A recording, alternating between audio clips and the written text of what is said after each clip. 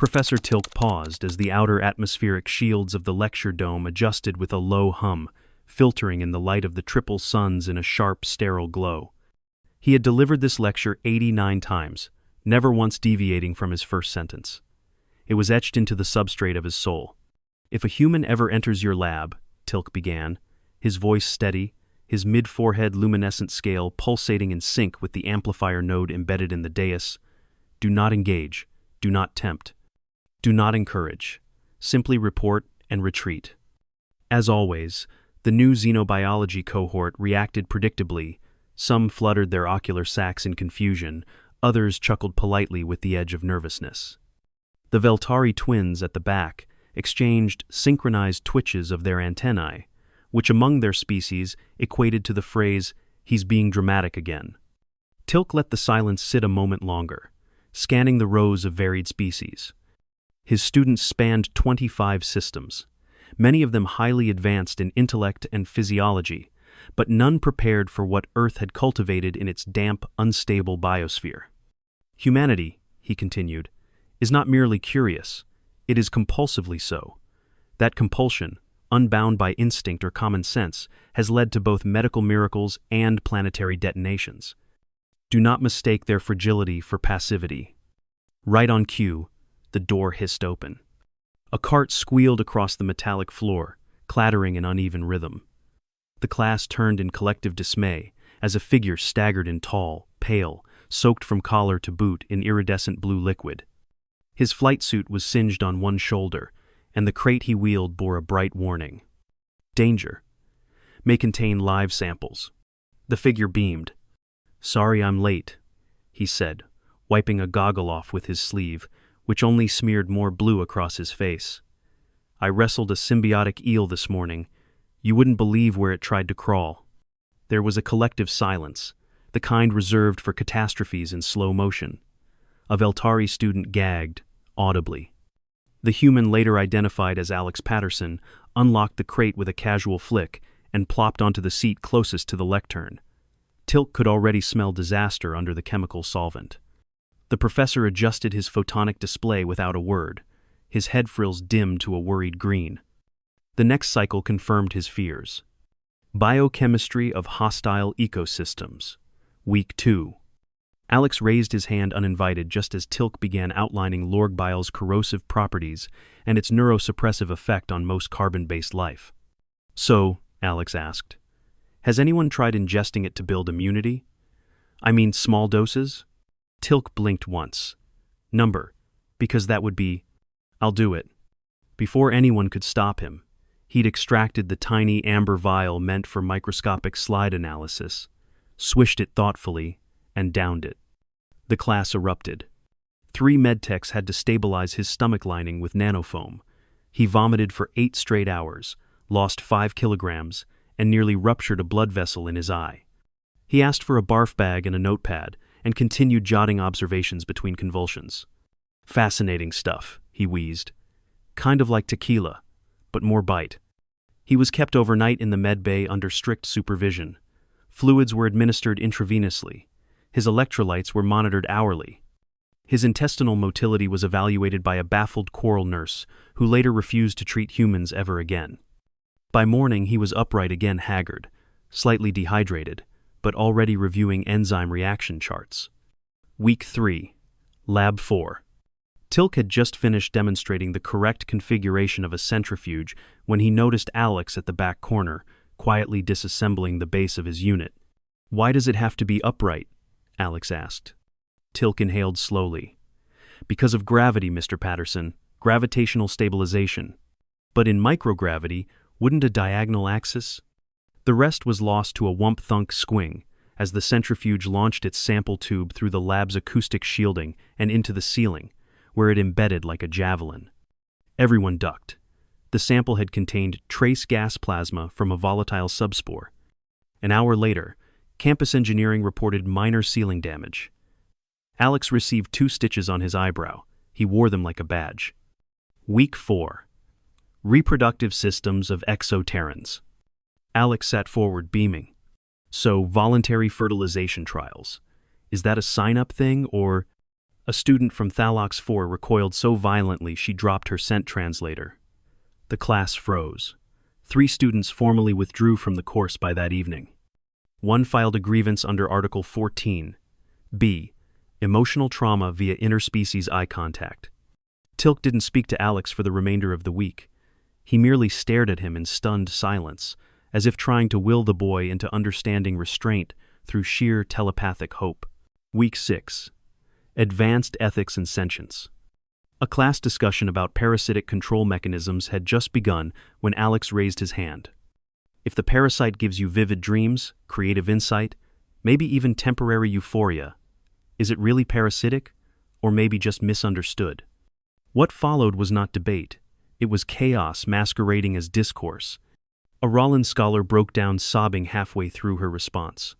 A Granzari philosophy major collapsed under the weight of contradictory logic, muttering, "But what if I'm the parasite?" The class ended in silence. No one touched the refreshments. 2 teaching assistants requested leave. Tilk called an emergency faculty meeting that night. Week 7. Medbay Incident.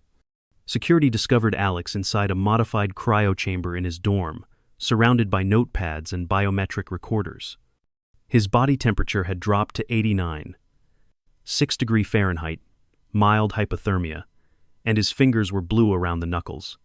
When they cracked the chamber, he blinked and said through chattering teeth, "Could you bring me a blanket and a second pencil?" His recovery took 3 days. His notes from the cryo experiment were later published in the Academy's internal journal, to the horror of most species with circulatory systems. Week 9. Cultural Exchange Dinner. Alex, eyes still glassy from a prior night's studying, loaded his plate with everything. Literally everything, including a sari root paste known to cause temporary blindness in humans. 6 hours later, he blinked into the light of the medbay, vision finally returning. "Did I at least compliment the chef before passing out?" he asked. No one responded. By midterms, his chart at the medbay had its own cabinet. Compression suit malfunction, 2 broken ribs, confirmed via radiological scan. Recovery required 6 weeks, during which he refrained from physical activity, though he attended lectures with a brace and pain management patches. Unregulated chemical synthesis, 2nd-degree chemical burn on the right arm, treated with hydrogel dressings and dermal regen packs. No permanent scarring, but 4 days of bed rest. Mild radiation poisoning, alpha decay exposure. He insisted it was low energy. Still, internal markers indicated a brief period of cellular instability. Treatment involved chelation therapy and cellular cleansing cycles. 4 days in isolation. And always, he returned. Bandaged, limping, sometimes doped up on pain inhibitors, but back, asking questions, rewriting protocols, ignoring every known rule of interspecies etiquette in pursuit of what? Knowledge? Thrill? Maybe both. Tilk didn't know, but he feared the final cycle. The only thing scarier than a curious human was one who was finally figuring out how to survive. 2 weeks after midterms, the Academy implemented what would later be known informally as the Patterson Protocols. Officially, they were titled New Lab Conduct Guidelines, Cross-Species Hazard Mitigation, but the subheading was unmistakable. Following incident series initiated by human student Alex Patterson. It wasn't just the restrictions that changed. Security presence increased in the xenobiochemistry wing. Certain reagents were locked in triple insulated storage. The AI assistant in Lecture Hall 6 began pausing to assess incoming queries before acknowledging them specifically when Alex raised his hand. Still, he hadn't technically broken any laws. Bent them? Fractured them clean in half with a grin and a question, maybe. But broken? Not quite. Professor Tilk began arriving 20 minutes early to every session, just to rescan the lab equipment for modifications. His once vibrant sensor fronds had begun to dull. His lecture voice, normally controlled and melodic, had developed a noticeable strain. "I don't know whether to flunk him or recommend him for early graduation," he muttered to a colleague from the Department of Subaqueous Neural Systems, who wisely chose not to reply. Then came the Florin spore breach. It was an ordinary Thursday lecture, Comparative Immune Responses in Symbiotic Host Species. Tilk was mid-diagram, illustrating how florin spores adjusted their genetic markers within 10 seconds of entering a host. When Alex's crate, yes, another crate lurched from beneath his lab bench. Everyone paused. The lid cracked open. Something hissed. Tilk dropped his laser pointer. "What is that?" Tilk asked, dead-eyed. Alex froze mid-note. Okay, so it was dormant. A fist-sized sack burst from the crate, trailing iridescent gas. 5 more followed, pulsing with spores. Automatic biocontainment shields slammed down, but not before one spore veered into the vent shaft and vanished into the recycling duct. Panic erupted. One student collapsed from airborne allergen exposure. Another triggered a nervous pheromone pulse, causing 3 nearby species to hyperventilate from sensory overload. Alex, bizarrely, was calm. "Negative pressure lockdown?" he shouted to the lab AI. "Engage Section 7. Filter out all particulate under 200 nanometers. Use tertiary ducts." "You cannot command," the AI began. "Override code 44X Delta Alex," he snapped. "I filed the emergency permissions 3 days ago. Remember?" The AI paused. Confirmed. Vents screamed to life. The spores were sucked into auxiliary collectors. Shielding intensified. Filters engaged. 12 minutes later, containment held. No casualties. One student treated for anxiety-related tremors. Tilk slumped to the floor, heart gland racing. Alex sat cross-legged beside him, bruised, soot-streaked, but grinning. "I was testing behavioral modulation under partial threat scenarios," he said. "You unleashed an unstable spore sac in a classroom," Tilk rasped. "I had backup plans, 4 of them." Tilk's eyes unfocused. Week 10. Ethics Panel Hearing. Alex was brought before a faculty review board. Not for punishment, technically. He'd registered the crate, completed all required paperwork, and filed the emergency override permissions in advance. Instead, the panel wanted to know why. His response was equal parts baffling and undeniable. Textbooks said florin spores adapted under host pressure, but nobody tested how fast in a chaotic environment. "I created a simulation. It worked. You got data. You also triggered 6 separate emergency systems." Alex nodded. "And they worked." The ethics board debated for 6 hours. Eventually, they didn't expel him. Instead, they issued a warning. No unsanctioned testing of potentially reactive organisms, especially in shared spaces. Again. Alex called it a firm, maybe. Week 11. Medbay, again. Alex arrived unconscious. He tried to interface with a species-specific nutrient replicator to adjust caloric delivery patterns. Unfortunately, the device had a default defense mode, electrical discharge. He suffered a minor shock-induced arrhythmia and a 3rd-degree burn on his left palm. Treatment involved cardiac monitoring, saline drip, topical analgesics, and dermal regen over 5 days. During recovery, he taught himself to write left-handed for note-taking. Dr. Henrell, the medical specialist assigned to his case, finally flagged Alex's file as requiring special physiological clearance. "He doesn't process pain like other humans," she told Tilk over breakfast vapor. "No," Tilk murmured. "He processes consequences like no one." Week 12. Symposium build-up. As finals approached, word began circulating about the annual cross-species symposium, a formal event where the top students of each department presented their research. Alex, to the horror of many, was chosen by the xenobiology staff. Not because they agreed with his methods, but because his results were irrefutable. His data logs, though acquired under conditions many deemed reckless, were more comprehensive than any field study in 2 decades. He'd compiled terabytes of physiological readings, neurochemical responses, and real-time biometrics, most of it his own. His proposed presentation? Human Limits, a personal study in catastrophic curiosity. Tilk choked on his nutrient gel when he read the title. "You're presenting your injuries as data?" Well, yeah. And also adaptive thresholds, neurological tolerance to alien chemicals, temperature deviation resilience, subjective pain interpretation, dream pattern alteration via parasites. "Stop. Just stop." Tilk sent the abstract to the board with a personal note. I do not condone his approach, but it is, regrettably, brilliant. Week 13. One last incident. 3 days before the symposium, Alex discovered a shellfish analog in the aquatics lab, an arthral clam, used in allergen trials. It had been clearly marked. Caution. High allergen response in earth species. Do not ingest. So naturally, he tasted it. He collapsed within minutes. Severe anaphylaxis. Airways constricted. Skin flushed. He coded twice in the medbay before stabilizing. Epinephrine analogs were incompatible, so doctors manually ventilated him until his system recovered. He remained in critical care for 18 hours, then under observation for another 36. When he woke, he croaked to Dr. Henrell, "Okay, that one's off the menu." Tilk nearly banned him from the symposium, but the medbay team intervened. "You can't punish him for curiosity," Henrell said. "Curiosity?" Tilk shot back. "He's been dying by inches for 4 months." Henrell shrugged, "and documenting it. Thoroughly." Tilk sighed so hard his fronds shook. Final day. Symposium. Alex appeared on stage still visibly swollen, one arm in a dermal sling. A nearby fire extinguisher had been quietly installed next to the podium. He began with a simple sentence.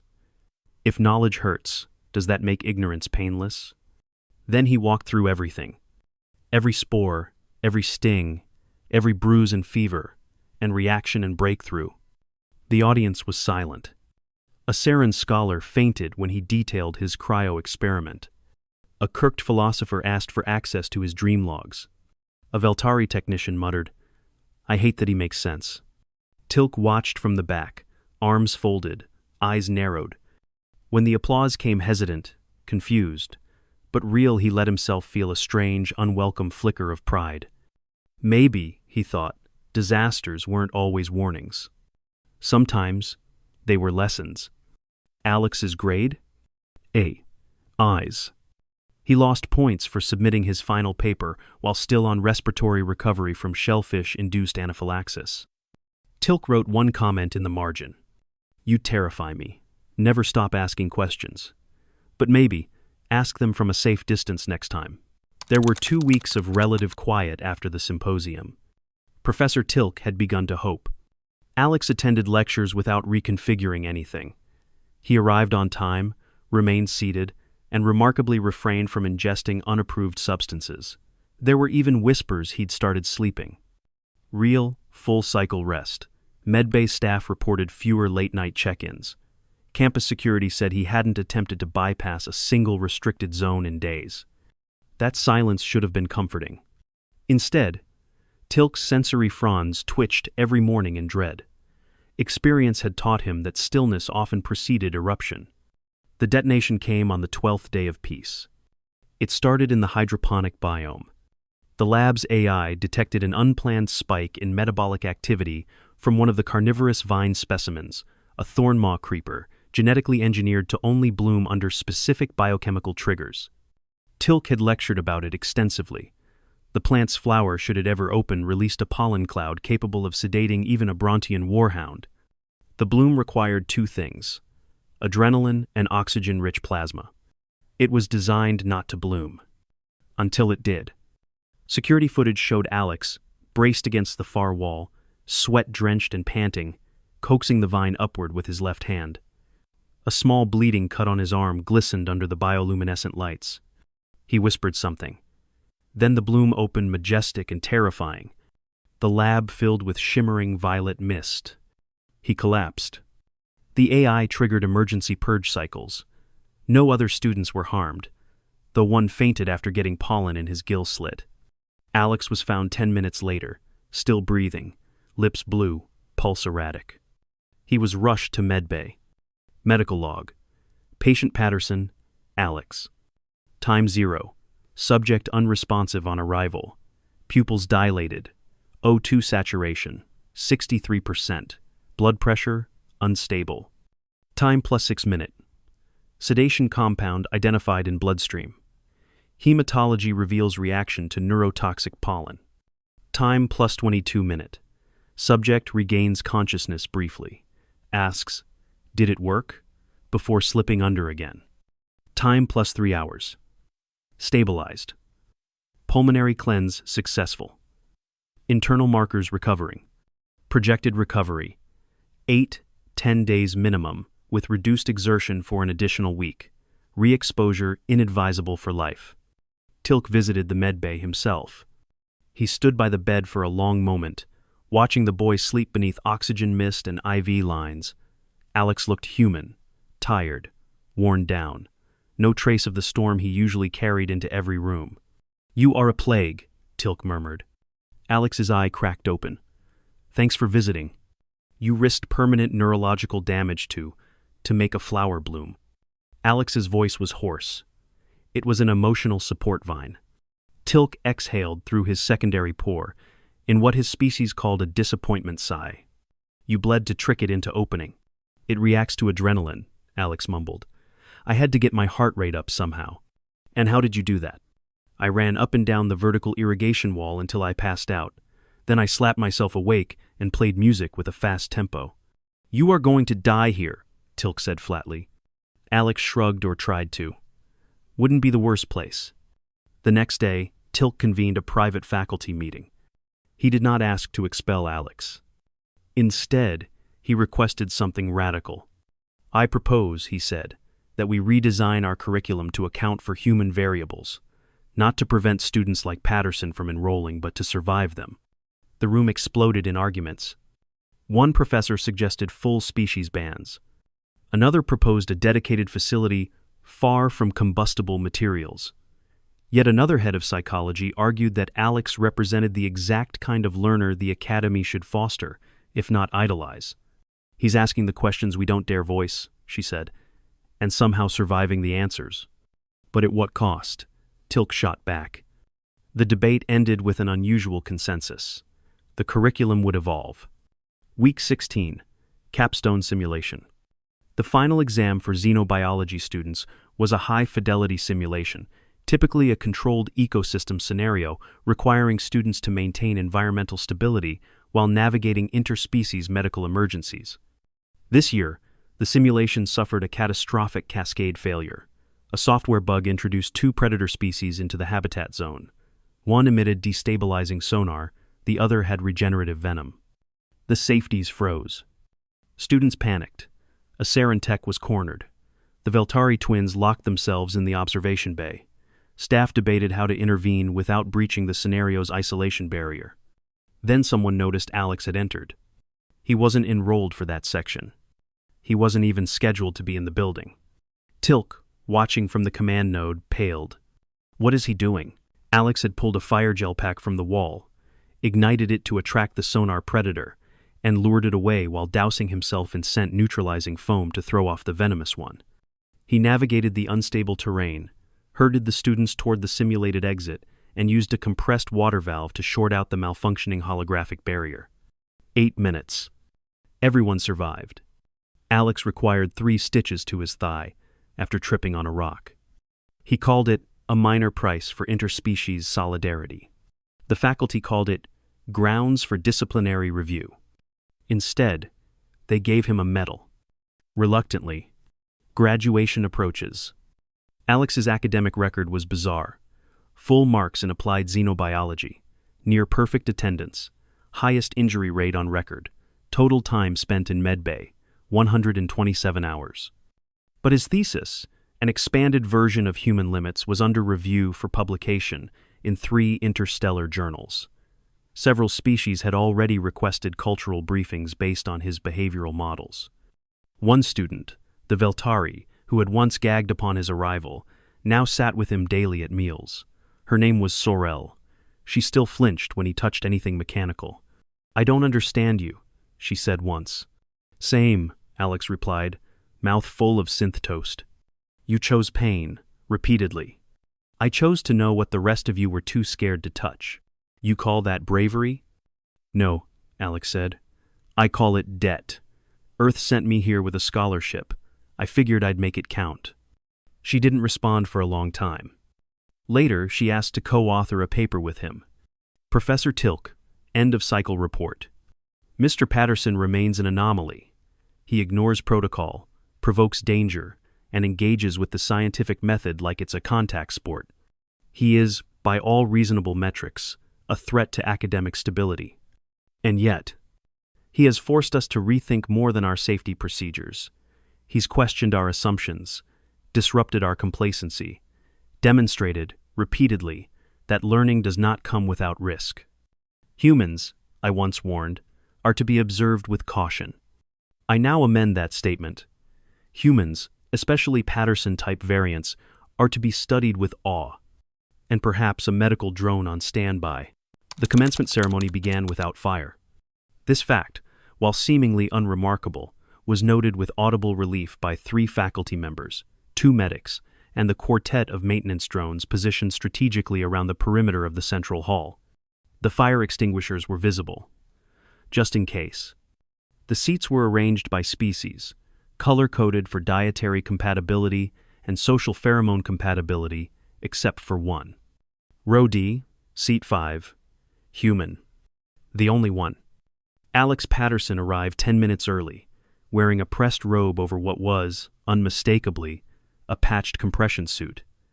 His left arm still bore faint dermal discoloration from the shellfish incident.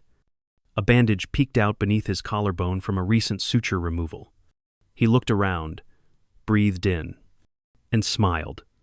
Above the stage, the 3 flags of the Intergalactic Scientific Accord fluttered 1 solar thread, 1 mineral weave, and 1 living fungal tapestry that pulsed faintly with ceremonial rhythm. An AI soprano began the opening chords of the multi-species harmony anthem. Tilk stood at the podium, spine ramrod straight, pupils narrowed to ideal focus. He had rehearsed his speech 29 times. None of those versions accounted for Alex. "Welcome," Tilk said, "to the first graduating class of the revised Xenobiology Integrated Systems program." The audience rippled in a dozen variations of applause. Today, we honor minds from across the galaxy. Those who challenged norms, questioned procedures, and expanded the boundaries of what we define as scientific exploration. Tilk's fronds twitched subtly. And one student who tested the limits of what those boundaries can endure. Laughter. Uneasy, but genuine. Alex tilted his head. We have always taught restraint. That understanding must come with caution. That contact with unknown species should proceed with care, deliberation, and long-term study. Tilk inhaled. Then we met a human. More laughter. Tilk turned toward Alex. "Mr. Patterson, please join me on stage." Alex stood, shoulders square, gait uneven from lingering muscle strain in his right leg, but confident. A few students reflexively edged away as he passed. One offered a high five. He missed. Tilk handed him the data chip encased in crystal, the Academy's highest student honor. Not for grades, not even for fieldwork. For contribution to institutional transformation. Alex took the chip with both hands. "Thank you. I'll try not to drop it this time." Tilk's expression froze.